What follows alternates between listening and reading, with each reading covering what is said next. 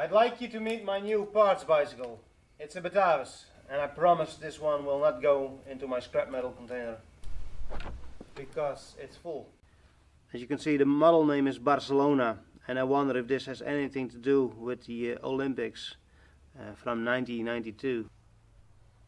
And I do believe that this bicycle is from the 90s, but exact date unknown. Someone did some random painting on this bicycle. I'm not sure if they made it any better. As you can see, the front light is gone, and so is the dynamo. And I don't think this battery operated rear light is original. As you can see, it has a strapless bell on this huge handlebar. I think that's a Batavus invention, and if you ask me, it's a terrible one. But at least it has a larger and easier to find clitoris. Although these single ping belts, they kinda suck. It has this full aluminium kickstand, my favorite kind. And as an added bonus, it has a narrow base plate. So this will be going to my Union bicycle that also has a narrow base plate frame.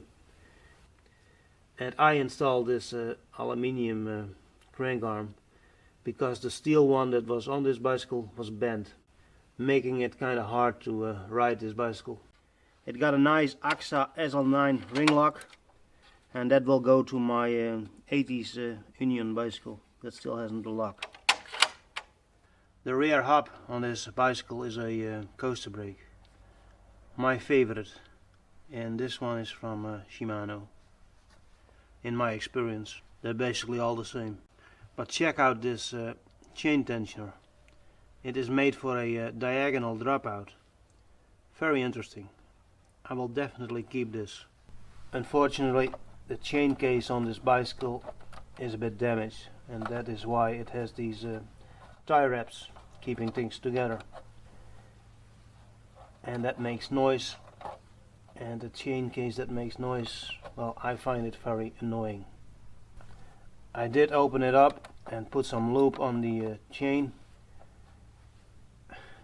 That didn't do much good because the chain is heavily worn and should be replaced. Not sure if I'm going to do that. I think this plastic mud flap looks a bit out of place for an early 90s bicycle. But yeah, what do I know?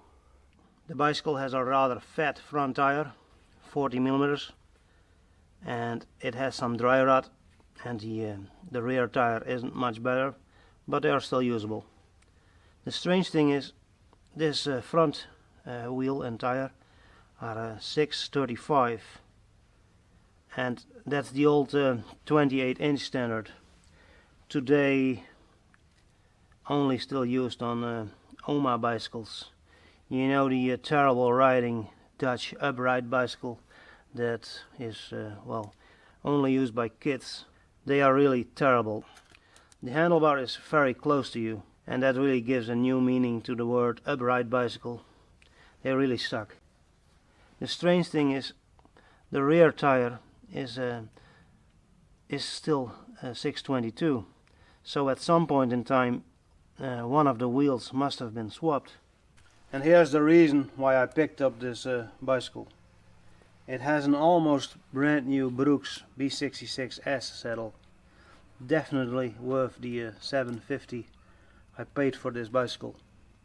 And this saddle has the stiffer springs, the ones that I prefer. Unfortunately, my ass still needs to sit the saddle in because, well, at the moment it is not all that comfortable. But maybe I'll get there. I have not used this bicycle a whole lot yet, mostly because of the rattling chain case. I believe this Brooks B66s leather saddle will look great on my 1970s Union Savoy. Although the Chinesium saddle it currently has also sits very good. So there you have it, my mostly green Batavus. The frame is a bit too big for me, so I will definitely pass it on. But I guess we should take a little test ride first. So I'm riding the Batavus Barcelona. It's a bit of a high horse, and I think I placed the saddle too high.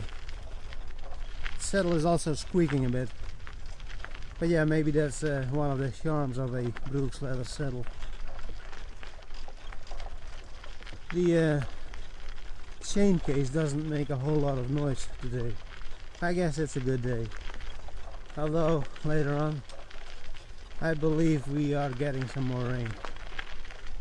That's the same. It's a shitty summer anyway. I think the left pedal might also be bent, because I can feel something is a bit off. So I will definitely have to replace that before I pass on the green Batavus. Alright, I'm going to go back home now, remove the parts that I want to keep, and see if I can finish this video, this shit show. So I took off the parts that I want to keep and replaced them with some junk. There's a old Delta saddle, a very rusty kickstand that doesn't really work because I am leaning the bicycle against the door, and that's not for nothing. And I also took the chain tensioners. And these are the bits that I'm keeping: a nice saddle and a small base plate kickstand. And both of these are for my Union bicycle. And here are the weird looking chain tensioners that probably will come in handy. Well, they're mine now, and the new owner of this bicycle has to, well, live without them. But I doubt he or she will ever notice. Anyway, that's it. Video was long enough. Thanks for watching, and to be continued. My precious.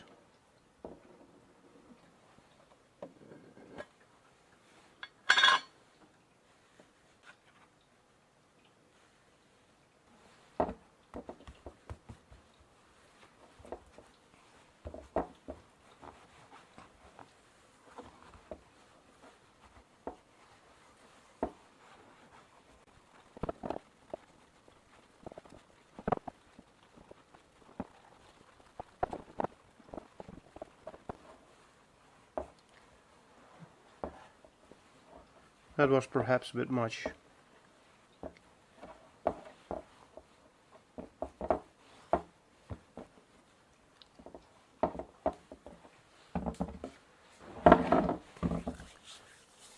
It's also leather.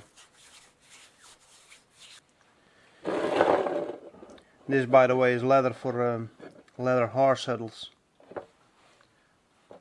I guess it works just as well as proof, right?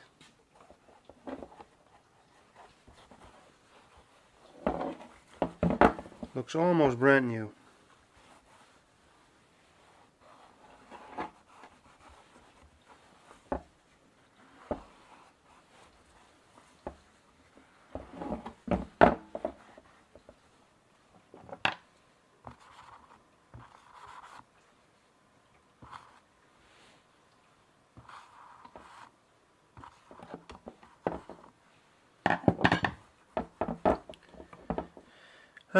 I guess next I need to do the underside, but first I need to remove the rails. Here's some proof that this saddle did get some love in the past. So thank you for that. And here you can see that the tensioning pin wasn't used a whole lot. That should be enough for the next year. I just cannot grab this nut and take it off. The spring is too much in the way. There's no problem on the other side. So I guess I won't be taking off the rails to grease the underside. But since it has been greased in the past, I think it will be fine. It's about 30 minutes later, and as you can see, most of the moisturizing cream has been soaked up by the leather, and the same thing happened with my hands. I'll let this dry for a day and then I install it on my Union Savoy bicycle. I think it should look pretty. Now if my ass only can work this saddle in a bit, then it will be perfect. There is, however, a small bump over here. Not sure what that is. It's not like you can see it on the underside, but I might feel it. You can probably not see it on the camera. It's over here. I think you can see it on camera. Huh. Well, now this video is really too long, so I'm stopping.